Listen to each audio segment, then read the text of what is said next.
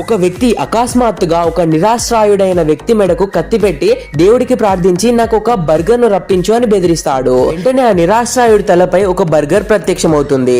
కానీ ఆ వ్యక్తికి సంతృప్తి కలగలేదు. అతను మళ్ళీ బెదిరించి నాకు ఇంటిని పంపమని ప్రార్థించు అని అడిగాడు.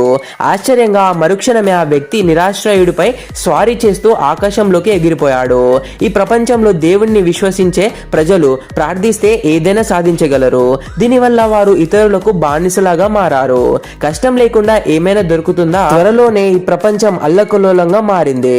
అంతేకాక తరచూ ప్రార్థించే యువకుడికి సైడ్ ఎఫెక్ట్స్ మొదలయ్యాయి. అతను కోరుకోవాలని అనుకున్న ప్రతిసారి అతని చేతులు నిప్పులతో మండేవి. అతను చెకప్ కోసం ఆసుపత్రికి వెళ్తే డాక్టర్ ఒక కత్తి తీసుకొని అతని 2 చేతులను శరీరం నుంచి వేరు చేశాడు. ఇక మీదట ఆ యువకుడు ఎప్పటికీ ప్రార్థించలేడు. అతను కష్టపడి పని చేయడం ద్వారా మాత్రమే తన లక్ష్యాలను సాధించగలడు. దేవుడి శక్తి ఎంత ప్రభావవంతంగా ఉంటే మన గమ్యం ఈ కథలో లాగా ఇతరులచే దోపిడికి గురవుతుందా? దీని నుండి మనం నేర్చుకోవాల్సిన నీతి ఏంటంటే, ప్రార్థన ద్వారా కష్టం లేకుండా ఏదైనా పొందగలిగే శక్తి ఉన్నప్పుడు ప్రజలు స్వయంగా ప్రయత్నించడం మానేశారు. దీనివల్ల వారి శక్తి ఇతరుల దోపిడికి బలైంది. జీవితంలో షార్ట్ కట్స్ ఎప్పుడూ ప్రమాదకరమే.